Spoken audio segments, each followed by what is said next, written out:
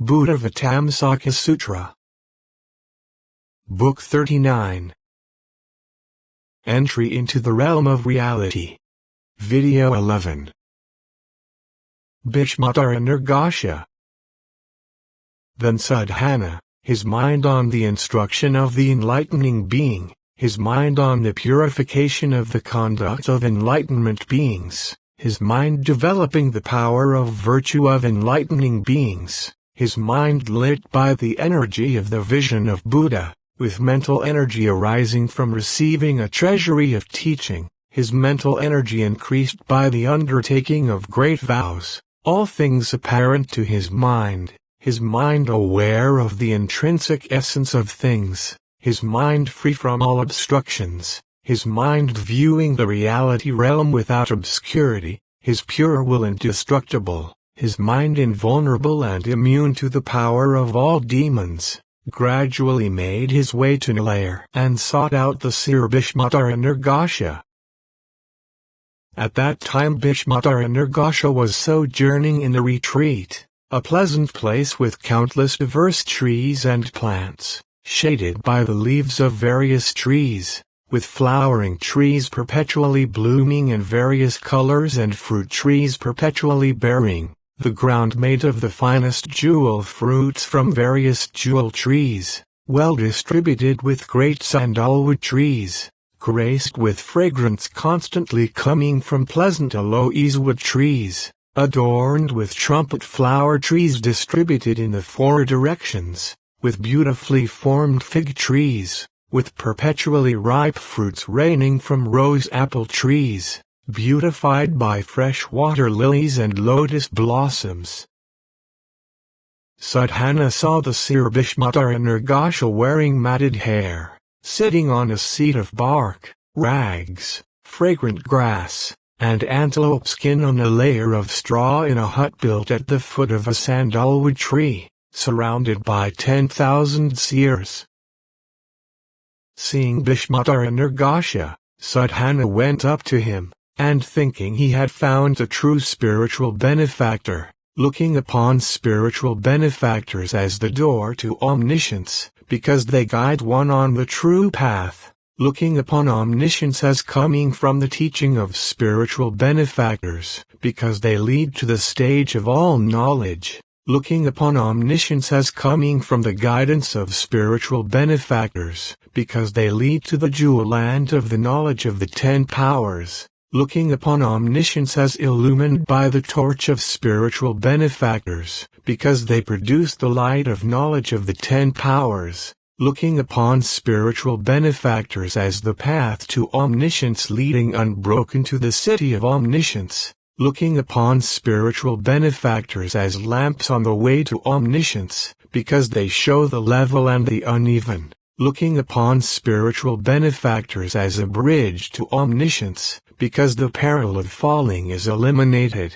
looking upon spiritual benefactors as parasols of omniscience, because they produce coolness by the power of great love, looking upon spiritual benefactors as streams of omniscience, because they give rise to great compassion, looking upon the satisfaction of the vision of omniscience as coming from spiritual benefactors, because they illumine the principle of the inherent nature of phenomena. Sadhana paid his respects to the seer and said, "Noble one, I have set my mind on supreme perfect enlightenment, but I do not know how an enlightening being is to learn and carry out the practice of enlightening beings.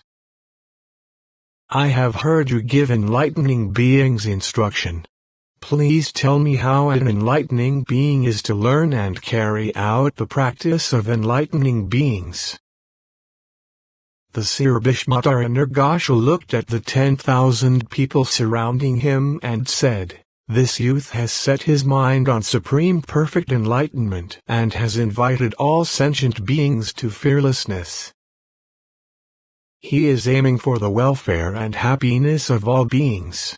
He is facing the ocean of knowledge. He wants to spread the clouds of teaching of all Buddhas. He wants to plunge into the ocean of all principles of the teaching.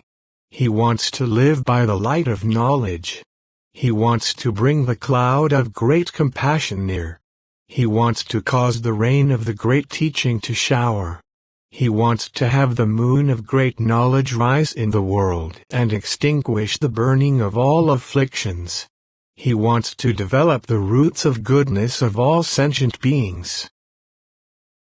Then those 10,000 people scattered beautiful fragrant flowers over Sadhana, bowed to him, and circled him in respect, and said, "This person will be a savior.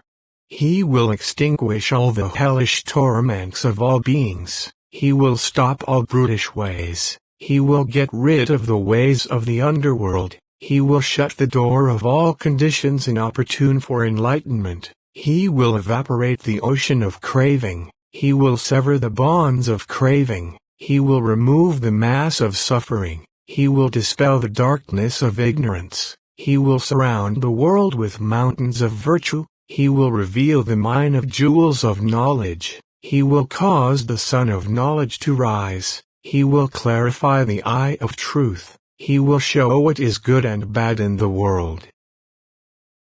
Then the seer Bhishmatara said to those people, "Whoever aspires to supreme perfect enlightenment promotes the happiness of all sentient beings, carrying out the practice of enlightening beings, and will eventually attain omniscience.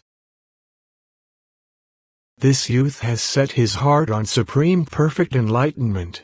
He will fulfill the stage of complete Buddhahood."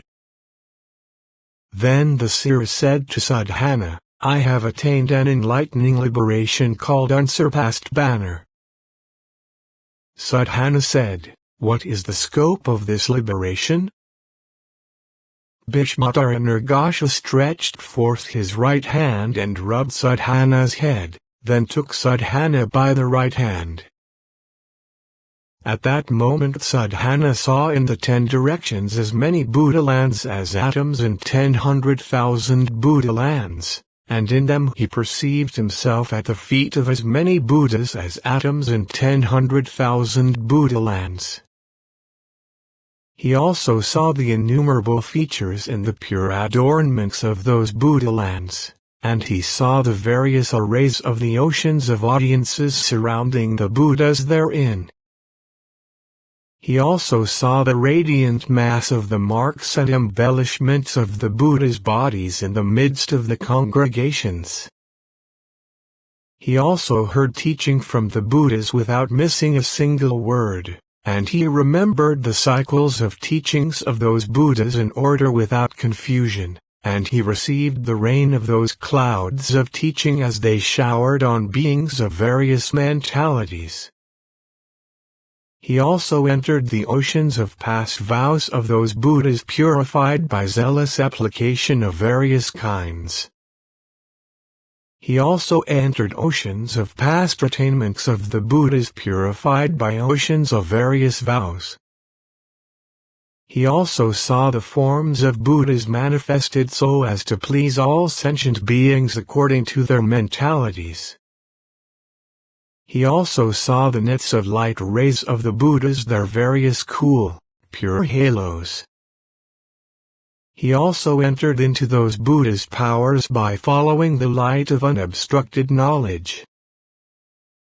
He seemed to be with one Buddha for a day and a night, with another for 7 days and nights, another for a fortnight, another for a month, another for a year, another for a century, another for a millennium, another for 100 millennia, another for 1,000,000 years, another for 100 million years, another for 1,000,000,000 years, another for 100 billion years, another for 1,000,000,000,000 years, another for half an eon, another for an eon, another for 100 eons, another for 1,000 eons, another for 100,000 eons, another for 1,000,000 eons, another for 100 million eons, another for 1,000,000,000 eons, another for 100 billion eons, another for 1,000,000,000,000 eons, up to untold, inexpressible numbers of eons, or as many eons as atoms in the continent, or as many eons as atoms in untold Buddha lands. Thus did he perceive himself with the Buddhas illumined by the light of knowledge of the liberation unsurpassed banner, imbued with the light of the concentration filled with sun-like radiance, reaching absorption in liberation of endless knowledge, imbued with the light of the mystic formulation of the structure of the universe, his mind illumined by the mystic formulation of the indestructible sphere, abiding in absorption in the realm of well-ordered bodies of knowledge, intent on the state of transcendent wisdom of the path of adornment of all planes, illumined by the light of concentration on the sphere containing the space of the enlightened, his mind illuminated by concentration on the circumference of the wheel of teaching of all Buddhas imbued with the light of absorption in the inexhaustible sphere of jewels of knowledge of past, present, and future. Then the seer let go of Sadhana, who found himself once again standing before the seer Bhishmatara. The seer said, "Do you remember?" Sadhana said, "I remember, noble one, by the empowerment of the spiritual benefactor." Bhishmatara said, "I know this enlightening liberation known as the unsurpassed invincible banner, but how can I know the practice, or tell the virtues, or accurately express the excellence of vows, or know the structure of the lands, or plunge into the sphere of knowledge, or enter into the realm of concentration, or attain the mystic powers, or attain to the freedom of liberation, or take up the various physical manifestations, or reveal the purity of voice, or show the light of knowledge of the enlightening beings who have attained absorption in the mystic knowledge supreme among all creatures, who are masters of all wheels of time, who are skilled in achievement of the knowledge of the characteristics of Buddhas, who are supernal manifestations of the incarnation of the Buddhas, who have comprehended the knowledge of all objects of past, present, and future as of one characteristic,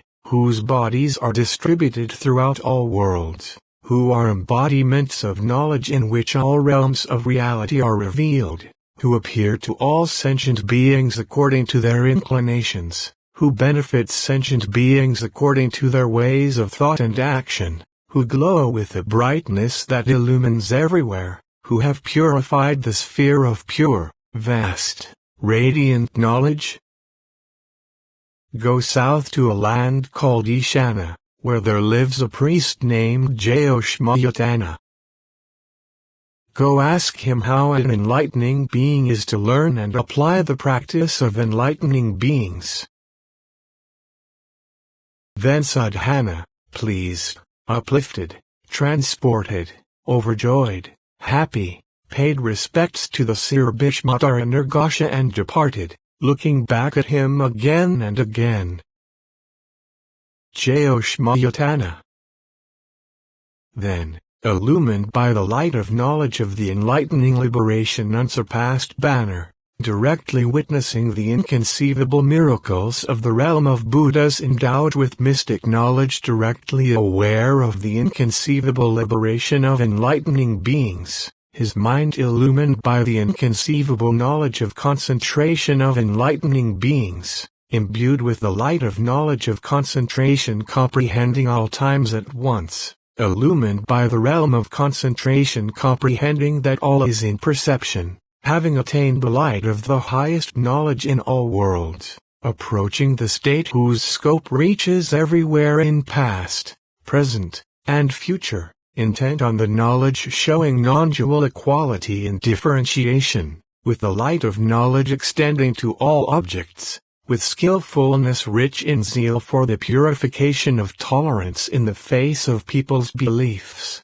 having attained the light of certain knowledge of acceptance of things in terms of their inherent nature, his mind constantly involved in enlightening beings' practice of mystic knowledge reaching everywhere, which is meditation on inherent nature, his mind progressing rapidly and irreversibly toward omniscience, illumined by the lightning of knowledge of the 10 powers, his mind tirelessly seeking the sound of the reality realm, determined to enter the realm of omniscience, intent on accomplishing the infinite array of practices of enlightening beings and purifying the infinite sphere of great vows of enlightening beings, his mind directed toward endlessly ongoing knowledge of the infinite network of all worlds, his mind not shrinking from guiding infinite beings to complete development, beholding the infinite sphere of practice of enlightening beings, seeing the variety of conditions in infinite worlds,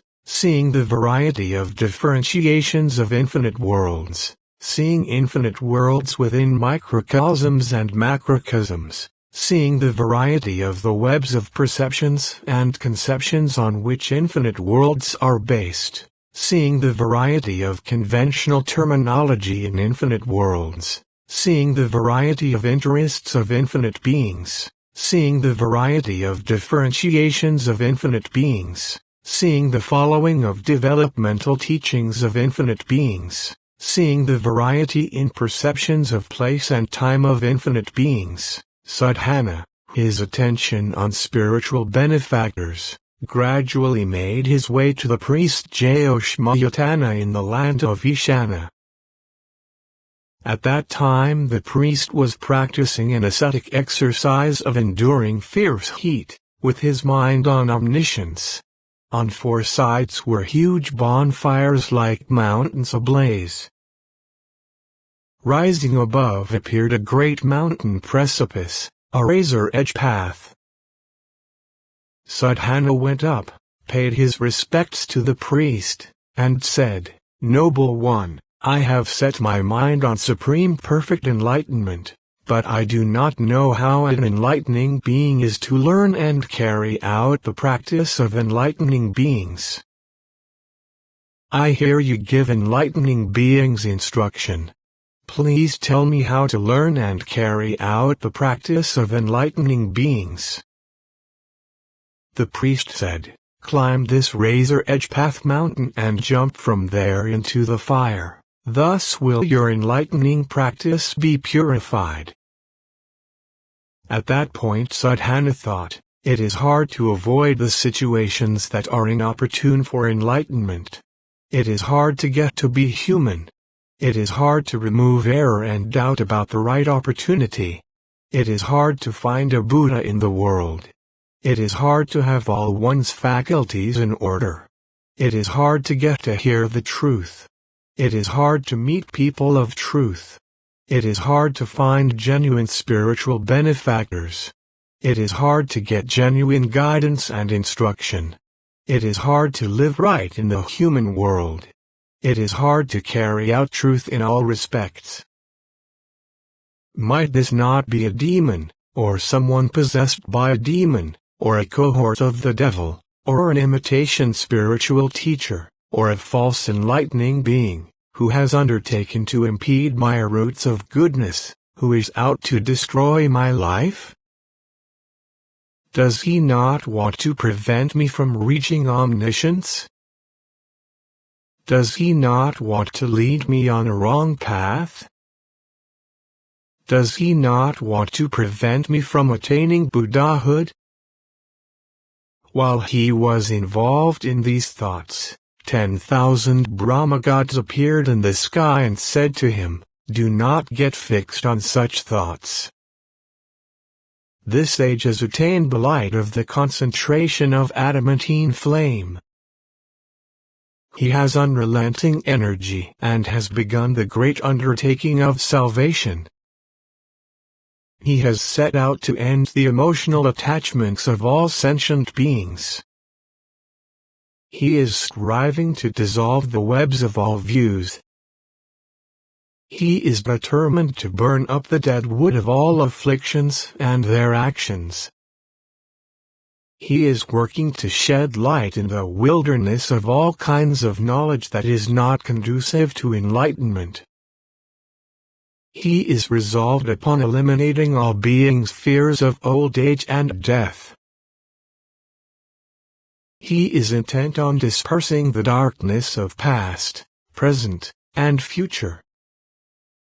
He has undertaken to shine beams of light of all truths. As he mortifies himself with 4 fires under the blazing sun, even the Brahma gods, who think themselves creators and lords and supreme beings, and are engrossed in various views, do not take pleasure in their own states because of the light given off by this priest's peerless practice of heat austerity. Not enjoying the pleasure of meditation, they come to the priest, and he overwhelms them by mystic power, and through fierce austerity teaches them to get rid of all their views and destroy all pride and arrogance.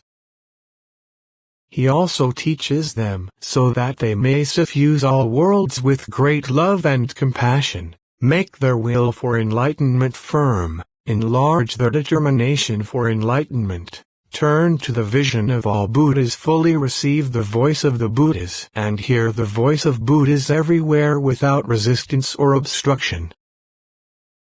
10,000 demons also stood in the sky, showered celestial jewels, and said, "The light emitted from the flames used by this priest in his heat mortification obscures our abodes, our ornaments, and our paraphernalia." Terrified, we and our cohorts go to the priest, who teaches in such a way that, coming to ourselves and getting back our right minds, we aspire to enlightenment and become irreversible on the way to supreme perfect enlightenment. Also, 10,000 controlling gods, scattering celestial flowers, said, while he is mortifying himself with 4 fires under the fiery sun, we find no pleasure in our own abodes.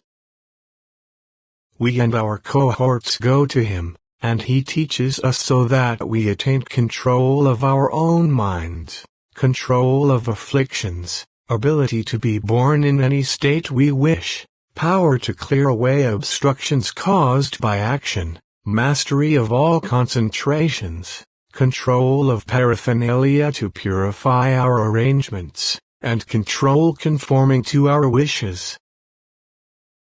10,000 gods of pleasant emanations also stood in the sky, presented sweet sounds of celestial music and song, and said, "The fire of the priest is producing such light that our palaces are glowing, being purified and becoming more radiant, and so are the decorations and nymphs here." We and our cohorts of godlings and nymphs no longer find pleasure in desires, and we do not enjoy sensual pleasures. Our minds and bodies cooled, we go to the priest, who teaches us so that our minds will be purified, so that our minds will be radiant, so our minds will be good, so our minds will be malleable, so we will become joyful, so we may purify the realization of the knowledge of the 10 powers, so we may grow in enthusiasm for the great teaching, so we may purify our bodies and produce measureless Buddha bodies, so we may purify our voices and attain the voice of Buddha, so we may purify our minds and attain omniscience. 10,000 gods of the heaven of satisfaction, along with their companies of celestial boys and girls, also stood in the sky, showered all kinds of fragrant powders, paying honor and respect, and said, "While he mortifies himself with fire, there is no pleasure in our abodes." Being freed from attachment, we go to the priest and he teaches us so that we will be indifferent to all objects of sense, so that we will be perfectly and completely satisfied in mind, so that we will produce roots of goodness, so that we will aspire to enlightenment, and so that we will eventually fulfill all qualities of Buddhas. 10,000 gods of the heaven of timely portion, along with their celestial sons and daughters, showered a rain of flowers and said, "While this priest is mortifying himself with fire, we have no pleasure in our celestial song." Freed from attachment, we go to the priest and he teaches us so that we will become detached from all sensuality and eventually attain all qualities of Buddhahood. 100,000 celestial beings of the 33-fold heavens, each with 32 siblings, along with their celestial sons and daughters, showered rain from clouds of celestial cloths, jewels, ornaments, and flowers, then said, "While this priest is mortifying himself with fire, we have no pleasure in our palaces, parks, and groves, or in such enjoyments as music, dance, and song." Freed from attachment, we go to the priest, and he teaches us to remove all sensuality. He tells us this is all impermanent, unstable, bound to perish. He teaches us to thoroughly cut off all arrogance and heedlessness, to increase our desire for supreme enlightenment. Furthermore, at the sight of this priest, these peaks of the polar mountain quake.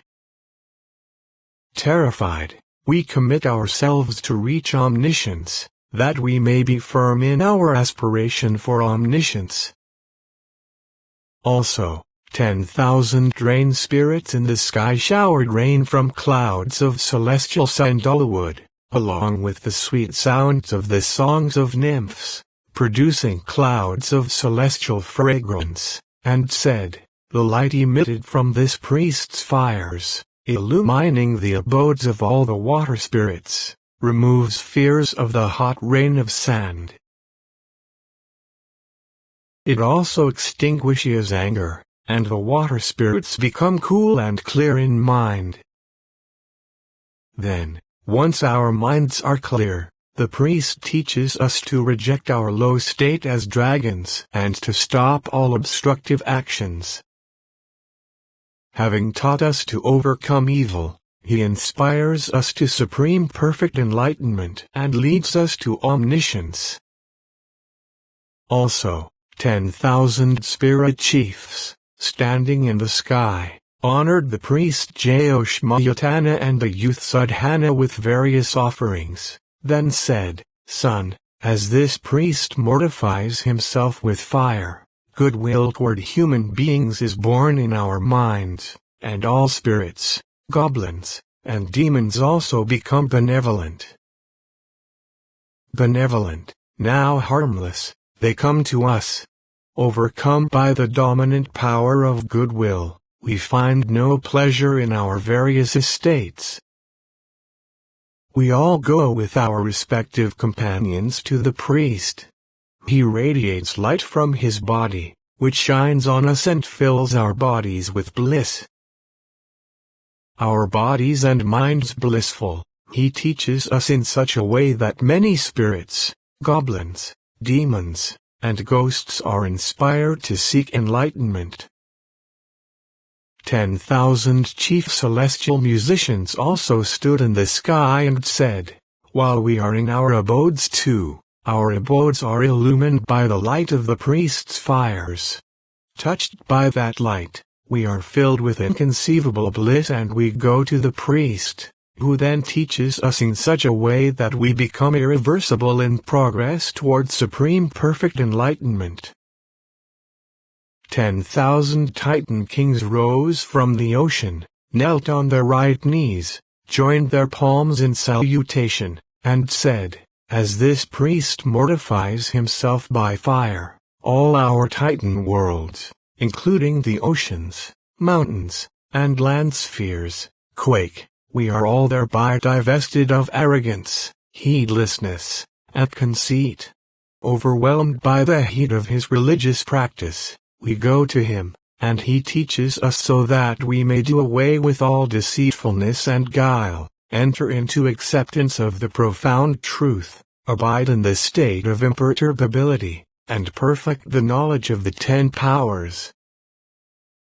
Also 10,000 bird kings, assuming splendid human forms, said, "Son, the light from the flames of the priest's fires, shining on our abodes, causes them to quake." frightened and agitated, we go to him, and by teaching us he exhorts us to great benevolence and compassion. He urges us to plunge into the ocean of mundane life to serve sentient beings sunk in the mud of desire. He urges us to purify our will for enlightenment. He exhorts us to keenness of wisdom and skill in means, and gets us to work at guiding sentient beings according to their maturity. 10,000 centaur kings also stood in the sky and said, as this priest mortifies himself by fire, the voice of Buddha comes forth from the rows of palms, the trees hung with nets of bells, strings of jewels, garlands, and musical instruments, and the houses and furniture with all kinds of musical instruments and jewelry in our abodes as they are blown by the wind. The voice of the teaching, the voice of the host of non-regressing enlightening beings, and the voice of the vows on which enlightening beings act also emerge, saying that in such and such a world the enlightening being so and so is vowing to attain enlightenment. In such and such a world the enlightening being so and so is giving up that which is difficult to give up. In such and such a world the enlightening being so and so is purifying the sphere of universally aware knowledge. In such and such a world the enlightening being so and so is going to the summit of enlightenment. In such and such a world the enlightening being so and so has conquered the demon hordes and is becoming supremely and perfectly enlightened. In such and such a world the Buddha so and so is turning the wheel of the teaching. In such and such a world the Buddha so and so has finished all the tasks of Buddhas and is passing away into absolute nirvana.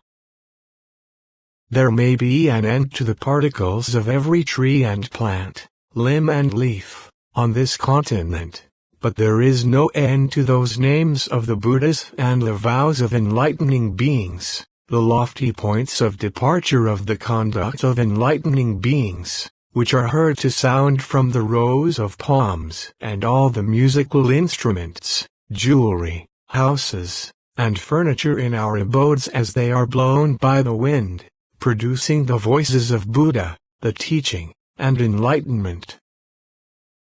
Ecstatically joyful at the sound of the names of the Buddhas and the community of enlightening beings and the vows and practices they proceed upon, we go to the priest, and he teaches us so that we and the many beings around us become irreversible in progress towards supreme perfect enlightenment. Innumerable gods of the realm of desire with magnificent appearances also stood in the sky, presented mental offerings, and said, as this priest mortifies himself with heat, his bonfires give off such light that it illumines all the hells all the way to the uninterrupted hell, and the pains of all the creatures in hell cease. He also is visible to us by the same light. We above him, our minds clarified, have been born in the heavens of the realm of desire we wished for. Grateful to him, never tired of seeing him, we give up all sensuality and go to him, and he teaches us in such a way that innumerable sentient beings resolve to realize enlightenment. Then Sadhana, pleased, enraptured, transported, overjoyed, happy, having heard this teaching, considered the priest Jyoshmayatana to be a true spiritual benefactor, and prostrated himself at the priest's feet and said, I confess my error, noble one, in not recognizing you as a spiritual benefactor. Thereupon the priest spoke a verse to Sadhana.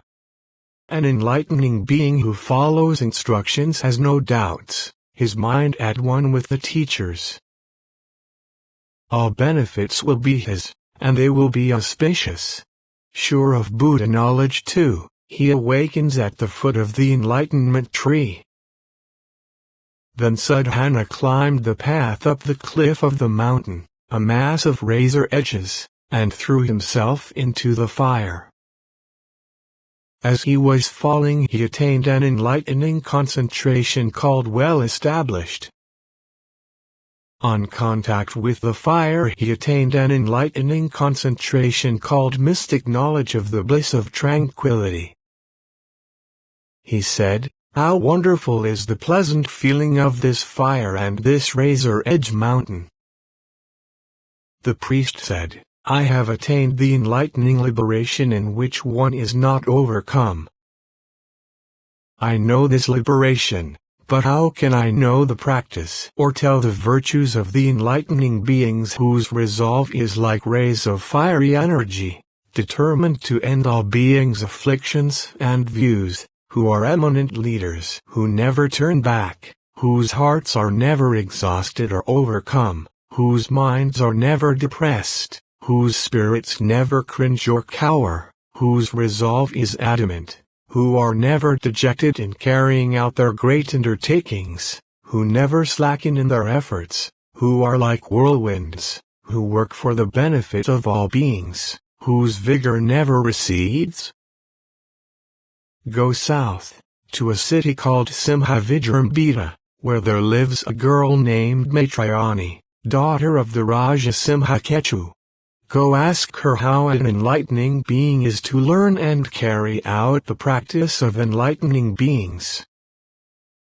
Then Sadhana paid his respects and left the priest Jayoshmayatana. Continue to video 12.